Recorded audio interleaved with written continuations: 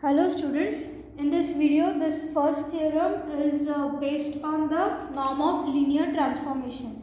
So here given that AB are the linear operators from Rn to Rm, that is AB belongs to L of Rn to Rm and CB any scalar. So first we have to prove that norm of A plus B is less than norm of A plus norm of B. Second, norm of CA is less than mod of C norm of A, and third, that L of Rm is a metric space with the distance between A and B defined as norm of A minus B.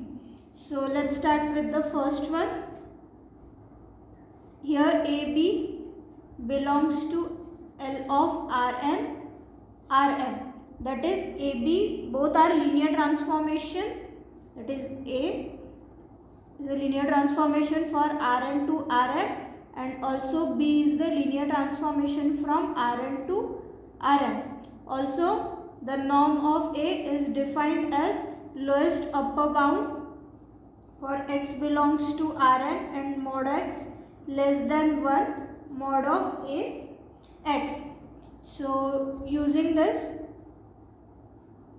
first we will consider that mod of A plus B x is equals to mod of Ax plus Bx. Since this both A and B are linear transformation, then separating the mod we get less than mod of Ax plus mod of Bx.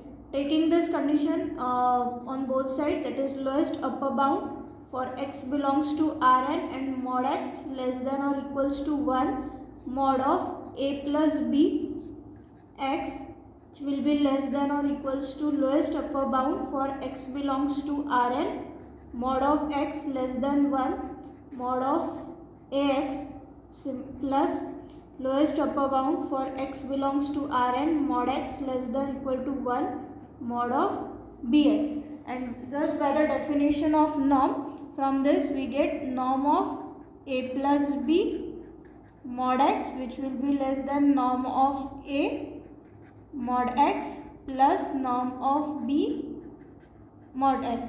Taking mod x common from this and cancelling with this mod x, finally we get norm of A plus B less than or equals to norm of A plus norm of B. Hence here the first condition is proved. Next we have to prove that norm of CA is less than mod of C norm of A. So here C is any scalar. First we start from considering mod of CA x. Since this A is a linear, we can write C of A x. This implies that mod of CA x is equals to mod of C mod of Ax. Now taking the condition lowest upper bound for x belongs to Rn and mod x less than 1 mod of Ca x is equals to lowest upper bound x belongs to Rn mod x less than 1 mod C mod of Ax. So by definition of norm, we get norm of Ca mod x is equals to taking this mod C outside, and by definition this becomes norm of A mod x. This mod x get cancelled and finally we get norm of Ca, which is equals to mod of C norm of A. So here the second condition is also proved. In third one, we have to prove that this L of Rn Rm is a metric space with distance between A and B defined as norm of A minus B. Therefore, we define a mapping D from L of Rn to Rm to R such that D of AB, where this AB belongs to L of Rn, that is AB are the linear transformation from Rn to Rm. we define this mapping D from L of Rn to R such that D of AB is equals to norm of A minus B as given. Now we have to prove that this mapping D is a metric, and the three conditions of metric are: first, D of AB is greater than 0 for A not equals to B, and if D of AB equals to 0, if and only if A equals to B. Second condition is D of AB is equals to D of BA, that is symmetry. And third is D of AB less than or equals to D of AC plus D of CA, that is triangle inequality. Now we will prove these three conditions one by one, and if all these three conditions are satisfied by this defined mapping, then we say that D is a metric. So let's start with the first condition. So firstly, D of AB is equals to norm of A minus B as given. By definition of norm, this can be written as lowest upper bound for x belongs to Rn and mod x less than 1 mod of A minus B x, and this will obviously be greater than 0 for A not equals to B. So this implies that D of AB is greater than 0 for A not equals to B. Then also D of AB equals to 0 if and only if lowest upper bound of x belongs to Rn and mod x less than 1 mod of A minus B x equals to 0 implies that mod of A minus B x equals to 0 if and only if for x belongs to Rn. Then if and only if mod of A minus B equals to 0 if and only if A equals to B. Therefore D of AB, that is distance AB, is equals to 0 if and only if A equals to B. So the first condition is satisfied by this mapping. Second one, D of distance of AB is equals to norm of A minus B, which is equals to lowest upper bound for x belongs to Rn and mod x less than 1 mod of A minus B x. So as this is inside the mod, we can write A minus B as B minus A. So therefore lowest upper bound for x belongs to Rn and mod x less than 1, we get mod of B minus A x. So therefore it becomes norm of B minus A, which is equals to D of BA. So therefore distance between AB is equals to distance between BA. Here the second condition is satisfied. Now the third one is triangle inequality, that is D of AB is equals to norm of A minus B. So we can add and subtract a linear operator C, that is such that A minus C plus C minus B norm complete. So this will norm of A minus C in one bracket plus C minus B in other. Separating this, we know that as we have proved the first condition of this theorem, that norm of A plus B is less than norm of A plus norm of B. So applying it, that is norm of A plus B is less than or equals to norm of A plus norm of B. So applying this, we get norm of A minus C plus norm of C minus B, and by definition of D, this is D of AC plus D of CB. So this third condition is also satisfied by the mapping D. Hence we say that hence D is a metric and L of Rm is a metric space. And hence all three given conditions of this theorem has been proved. Next is the definition of product of linear transformation. If x, y and z, let x, y and z be vector spaces and L of x, y be the set of linear transformation from x to y and L of yz with the set of linear transformation from y to z, and these both are the vector spaces. Let A be a linear transformation belongs to L of xy and B be the linear transformation belongs to L of yz. Then the product of this linear transformation, that is BA operating on x, get B of A of x. That is, first A will operate on x and then on the given on the obtained result we will operate B. So we get B of A of x, and which will finally be in this element will be in this vector space Z. So therefore this product of this linear transformation BA is also a linear transformation, and this BA belongs to the set of all linear transformation from x to z. So this is the theorem based on the product of linear transformation and norm of linear transformation. Here A is the linear transformation which belongs to L of Rn to Rm, and B is the linear transformation which belongs to L of Rm to Rk. Then we have to prove that norm of BA is less than or equals to norm of B, norm of A. So proof.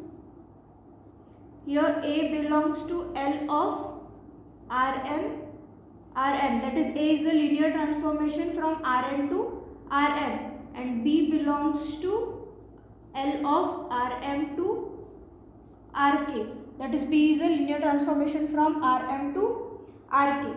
So therefore consider BA of mod of BA of x equals to B of A of x. This is by the definition of product of linear transformation. So we get norm of B mod of Ax by previous theorems. So again this norm of B, norm of A, mod of x. Therefore lowest upper bound for x belongs to Rn and mod x less than 1. Mod of BA of x is less than equals to norm of B, norm of A. This implies that norm of BA is less than equals to norm of B, norm of A. Hence proved. Now next we start with the new article of this unit, which is open sets and continuous function. So the definition of open set is if omega is the set of all linear operator, set of all invertible. Omega is the set of all invertible linear operator on Rn, then we say that this omega is open set if for every linear operator A belongs to omega, there exists epsilon greater than 0 such that norm of A minus B is less than epsilon, implies that B belongs to the omega. Then that is, if for every A belongs to the set omega, there exists a epsilon such that norm of A minus B is less than epsilon. This implies B belongs to omega. Then only this omega becomes the open set, where this omega is the set of all invertible linear operators on Rn. Next is the definition of continuous function. So if f is a mapping from omega to omega, where omega is the set of all invertible linear operators on Rn, then we say f is continuous at a belongs to omega if and only if limit b tends to a, f of b is equals to f of a. Or we say that f is continuous at a belongs to omega if for epsilon greater than 0 there exists delta greater than 0 such that norm of b minus a is less than delta, implies that norm of f of b minus f of a is less than epsilon. Function f is said to be continuous on this set omega if it is continuous at each point of omega. Now this is the theorem based on open set and continuous function. Here omega be the set of all invertible linear operator on Rn. Then first, if a belongs to omega, norm of a inverse equals to 1 upon alpha. B belongs to L of Rn, that is b is a linear operator on Rn, and norm of b minus a is less than alpha, then b belongs to omega. We have to prove that b belongs to omega. And the second one is if omega is an open subset of L of Rn, that is omega contain all invertible linear operators on Rn, and hence it becomes the subset of L of Rn, and the mapping a from a inverse is continuous on omega. We have to prove that this mapping a from a inverse is continuous on omega. So let's start with given. Here omega is the set of all invertible linear operator on Rn. Then to prove first, here given that a belongs to omega, second that norm of a inverse is equals to 1 upon alpha, then b belongs to L of Rn, we give this all number 1, and next is norm of b minus a is less than alpha. So we suppose that this norm of b minus a is equals to beta, which is less than alpha. Give it number 2. Now we have to prove that this b also belongs to omega. Now we can write x as a inverse a of x for x belongs to Rn.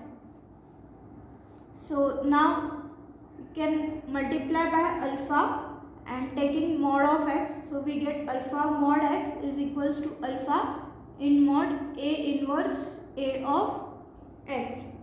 So this implies alpha mod of x equals to alpha norm of a inverse mod of ax.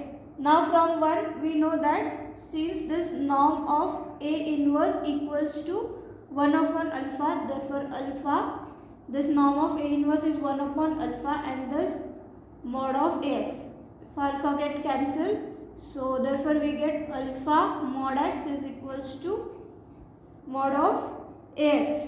So this implies mod of ax, then adding and subtracting bx, we get in bracket a minus bx, because both a and b are linear operators, and plus this mod of bx.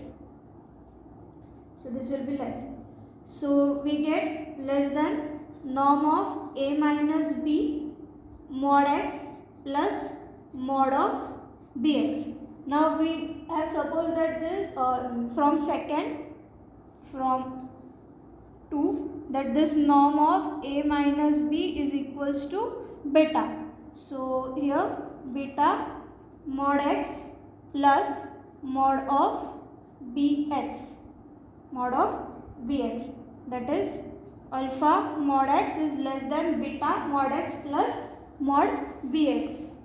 So taking this term to the left hand side, we get alpha minus beta mod x less than or equals to mod of bx for x belongs to Rn. So let this number 3. Now we have to if we show that this b is 1 1 and on 2, therefore it will become invertible, and as soon as it become invertible we can say that b belongs to omega. That is to prove that b belongs to omega. If we prove that b is 1 1 and on 2, this implies that b is invertible, because b is invertible if and only if it is 1 1 and on 2. Then we will prove that b is 1 1 and on 2. Then this implies that b is invertible, and hence this implies that b belongs to omega. So now we show that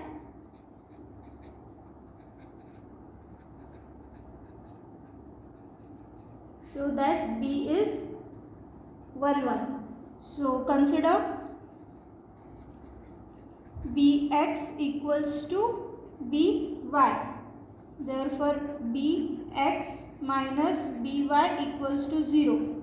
This implies that b of x minus y equals to 0. So taking mod of b of x minus y equals to 0. Now b of x is alpha minus beta mod x. B of x is greater than alpha minus beta mod x. So therefore this implies that alpha minus beta mod of x minus y less than equals to 0 by 3. So this implies, now since this beta is less than alpha, therefore alpha minus beta cannot be less than 0. This cannot be negative. So this alpha minus beta mod x minus y is equals to 0. Now since this alpha minus beta mod of x minus y equals to 0, implies that mod of x minus y equals to 0, because alpha minus beta is not equals to 0. This implies that x minus y equals to 0, implies that x equals to y. Therefore bx equals to by implies that x equals to y for xy belongs to Rn, that is b is 1 1. Now as b is 1 1, the range of b is equals to x by theorem, and this theorem we have studied in this previous video lecture. As b is 1 1, the range of b is equals to x by theorem. Therefore b is on 2. Now b is 1 1 and on 2 implies that b is invertible, and as b is invertible, we can say that b belongs to omega, as omega is the set of all invertible linear operators on Rn, and we know that b belongs to L of Rn.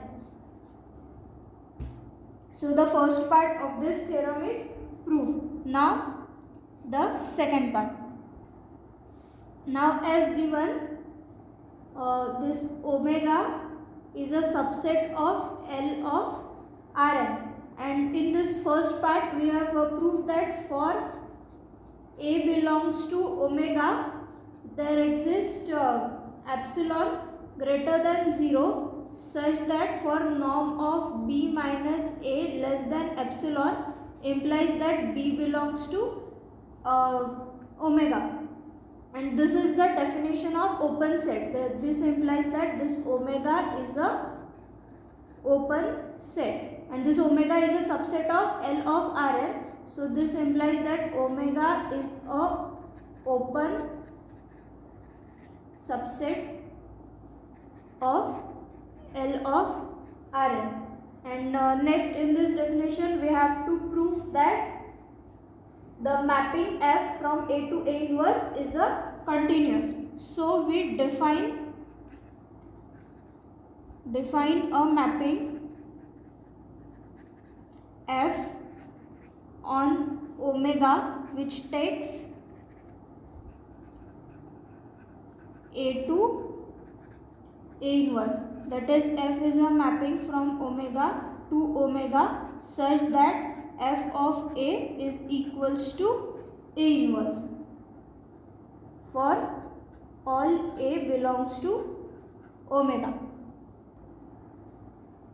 So as F is a mapping from omega to omega such that F of A equals to A inverse for A belongs to omega. Therefore, norm of F of B minus F of A is equals to norm of F of B will be B inverse and minus F of A will be A inverse. Let it be number 4.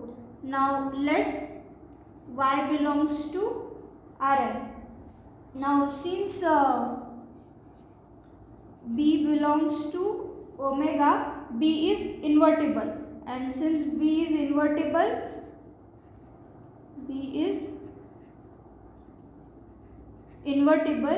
and B inverse is linear.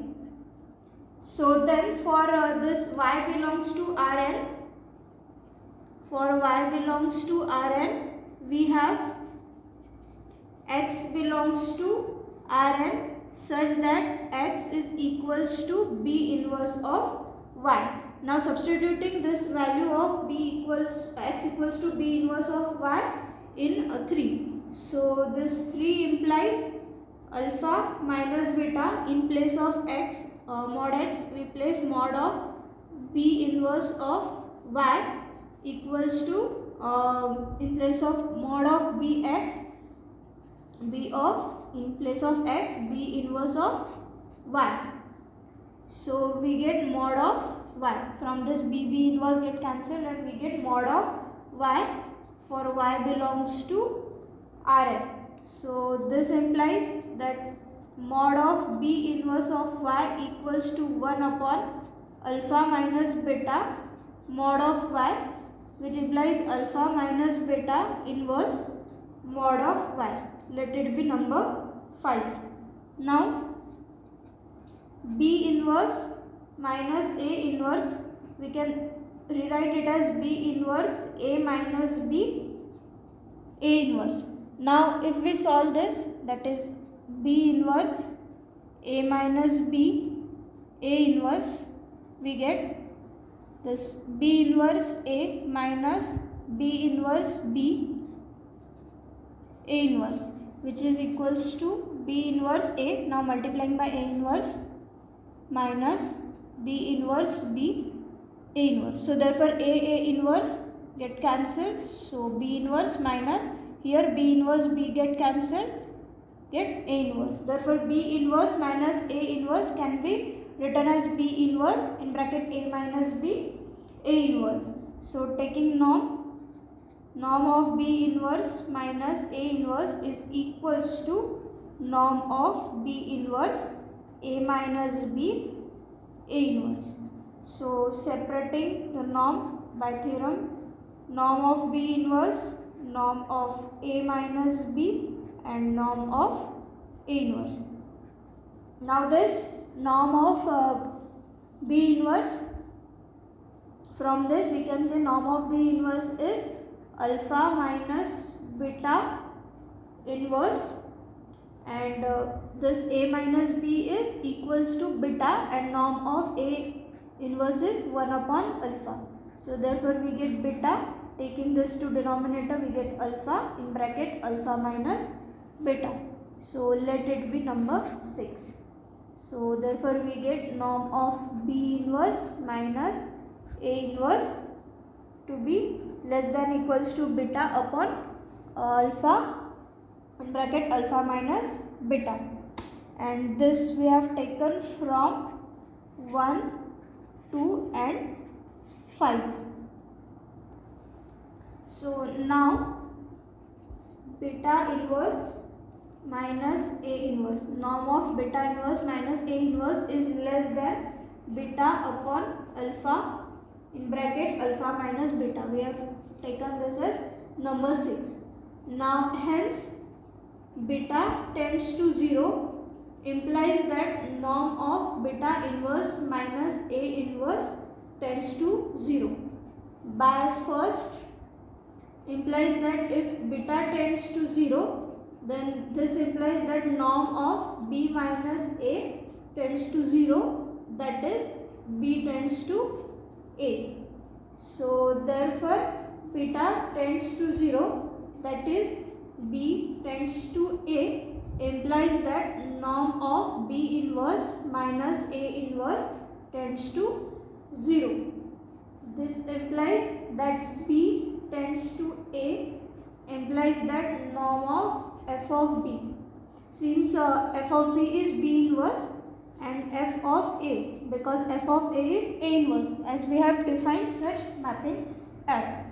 This also tends to 0. So therefore this implies that limit B tends to A, norm of f of B minus f of A is equals to 0, or limit B tends to A, f of B is equals to f of A, and hence therefore hence by the definition of continuous function we can imply that f is continuous, and hence this theorem is proved. In next video lecture we will start with the article differentials. Thank you.